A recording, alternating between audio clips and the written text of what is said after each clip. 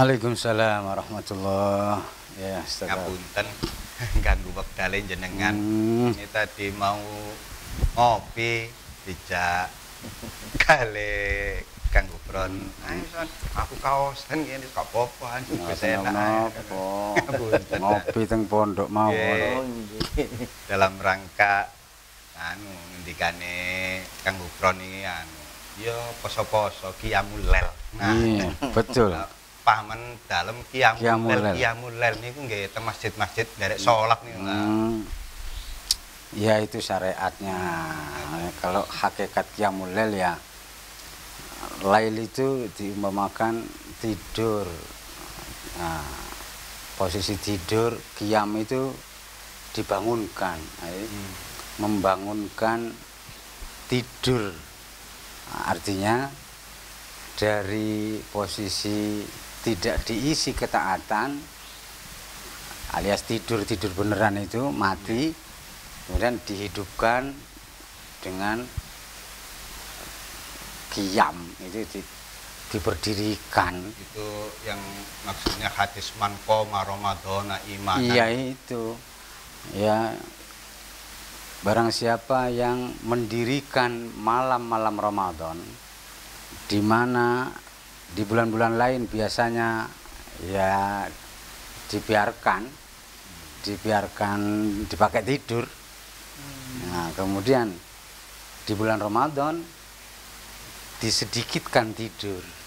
Man qama ramadhana imanan wa ihtisaban ghufira lahu ma taqaddama min dzambihi. Kenapa? Karena eman-eman kalau malam-malam Ramadan ini dipakai tidur banyak-banyak itu eman. Nah, di situ kalau dari ditinjau dari sudut eman dan tidak eman, tapi katanya ini tanda orang yang diterima amalnya setelah melakukan amal tersebut ia menjaga keistiqomannya. Artinya seperti misalkan biasanya di Ramadan ini qiyamul lail. Setelah Ramadan ya sudah. Ya apa itu? Ya tanda-tanda belum tentu, nggak tahu diterima apa enggaknya. Gitu ya? Iya. Supaya ya benar sekali tanda-tanda diterimanya suatu amal itu, amal Ramadan misalnya. Ya akan dilakukan atau dijaga amal soleh itu pasca Ramadan. Begitupun kegiatan yang haji umroh itu di sana sudah sangat terbiasa selama di Mekah Madinah.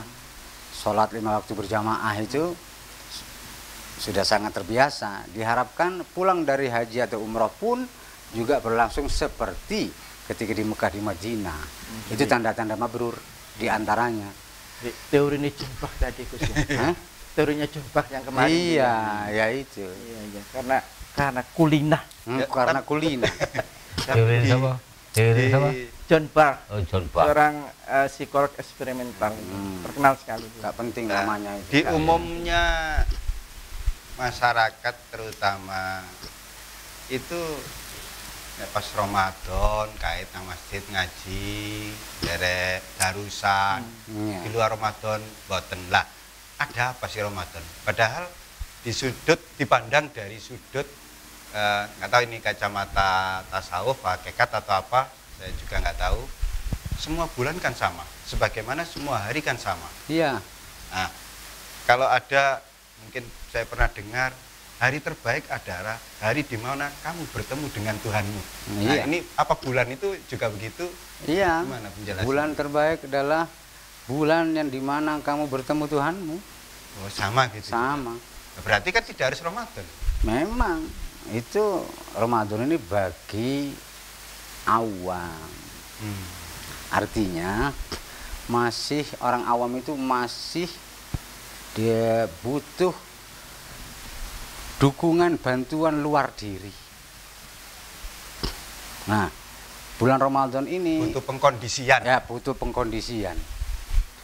Bulan Ramadan adalah bulan di mana Allah mengkondisikan alam semesta ini siangnya berpuasa, malamnya berjaga. Diisi dengan tadarus, zikir, sholawat, qiyamul lail dan seterusnya. Ini Allah yang mengkondisikan. Setan-setan dibelenggu, abwabul khairat dibuka lebar-lebar, abwabul syarrat wal ma'asi ditutup. Ini pengkondisian Allah. Di mana bulan-bulan selain Ramadan tidak seperti ini. Disinilah maka kesempatan emas ini hendaknya tidak disia-siakan bagi orang awam. Namun bagi hamba khusus sudah tidak perlu lagi bantuan luar diri atau pengkondisian, karena sudah bisa mengkondisikan, meramadankan bulan-bulan lain. Ini meramadankan bulan ini, iya. Gus, nah silakan. Ini saya tertarik lagi. Tadi kan Gus ngendikan di bulan Ramadan ini setan-setan dibelenggu. Ya. Artinya kan setan dalam hati ini dalam artian sehingga kan nafsu kan. Iya.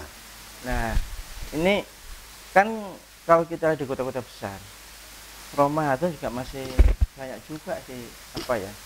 Kalau tidak ada corona, ya kira-kira diskotek jek rame. Nah, ini gimana? Wah, ditutup lah. Masih ditutup pemerintah kita. Oke, pemerintah kita, tapi di belahan dunia lain. Oke. Itu nggak bahas. Setan-setan di bulan puasa dibelenggu itu bagi yang puasa. Lah bagi yang nggak puasa ya nggak dibelenggu setan nih. Oh, jadi setannya sendiri ya? Ya iyalah. Bukan setan secara universal begitu ya? Bukan. Setan loh. Gus, saya tertarik tadi ada istilah tadarus, Gus. Apa itu tadarus, Gus? Tadarus itu sama dengan deres. Deres itu mengulang pelajaran yang sudah dipahami, diulang lagi, dideres itu diulang, dibaca, dikaji ulang agar lebih mendalam lagi.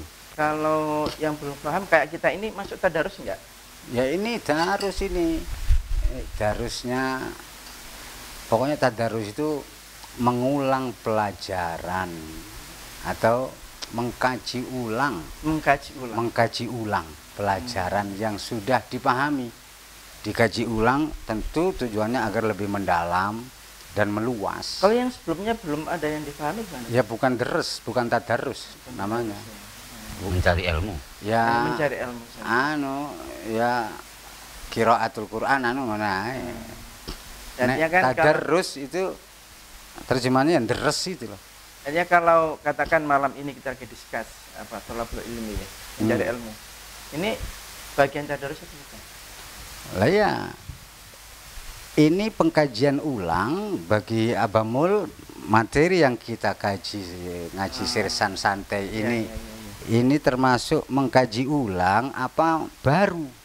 Kalau mengkaji ulang ya termasuk tadarus. Ya, merefresh. Nah, kondisi waktu nong nih pondok karo di kolokan. Nah, itu. Pula sering nyelimput di refresh. Di refresh. Tadi yang Ramadan kan setiap bulan. Nah, ini akhirnya sementara yang kami tahu perintah puasa ini belum ada yang bergandeng erat dengan perintah sholat sebagaimana zakat. Ini kan selalu bergandengan. Ya. Aqimus sholah wa atuz zakat. Tapi kenapa ini puasa ini tidak dijadikan satu rangkaian gitu? Ini misterinya atau mananya atau apa ini? Ya karena puasa ini ibadah yang tersendirikan. Dengan sendirinya dibanding ibadah-ibadah yang lain. Benar-benar unik. Ini memang apa gandengan puasa? Enggak ada. Yang sesuai dengan keterangan kemarin itu as-saumuli itu.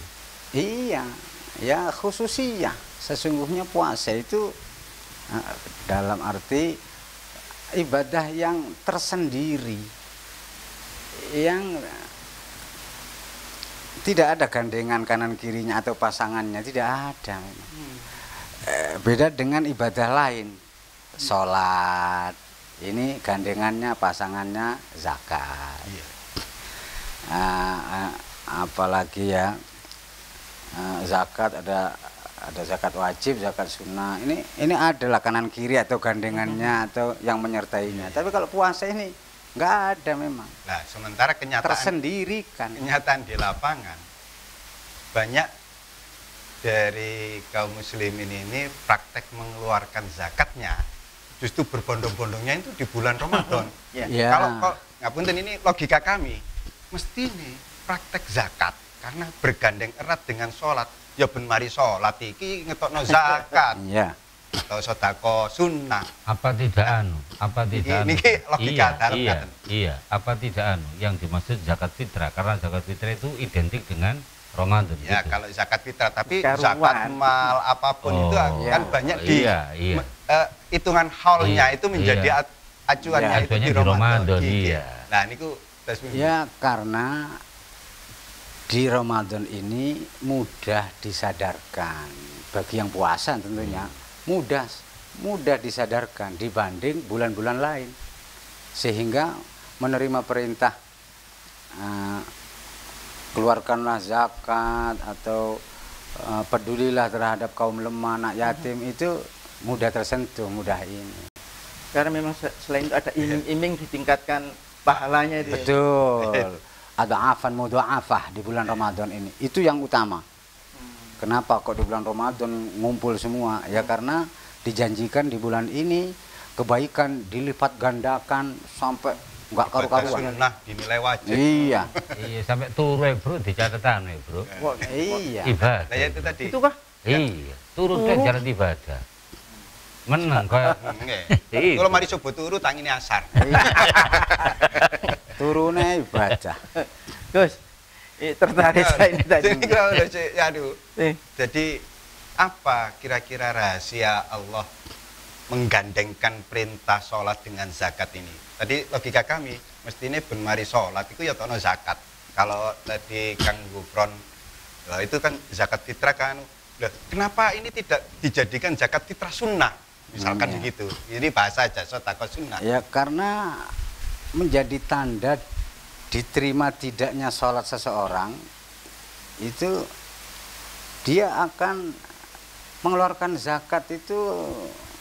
Kalau ikhlas atau semangat mengeluarkan zakat itu tanda sholatnya diterima. Oh. Ini bojo ini. Bojo ya. Nah, Ini menunjukkan ini menunjukkan ini. Ya. Istilahnya kalau sholat ini ibadah vertikal, Hablum minallah. zakatnya Hablum minan nas. Jadi harus rangkep. Iya. Harus balance ya, harus imbang. balance. Isra Mi'raj berarti. Isra Mi'raj. Iya. Wong nek mendukure api, api pitu ini. Nggih. Yang ini ya api ya pitu. Ini wong nek kepengin terus salate iku apike sak pira, lihatlah zakatnya. Nek kepengin ro Pira-pira zakat. sak pira apike zakate, lihatlah salatnya. Nih. Artinya zakat saling artinya zakat di sini kan kepedulian kan ya? Iya, Artinya secara tidak luas. artinya tidak Iya. oh zakat tidak begitu kan? Artinya kan Iya. kepedulian ya. Kita Iya, ngomong kepedulian. ya karena kita Sosial. Sosial pun juga tidak hanya ke manusia saja, tapi ya ke seluruh makhluk ciptaan Allah. Kalau sholat ini khusus kita dengan Allah, nggak ada kaitannya dengan makhluk. Sholat itu silatuna birabbina. Kita mengadakan hubungan dekat sedekat-dekatnya dengan Tuhan kita. kita lagi berbisik deh. Iya, as-salatu munajat.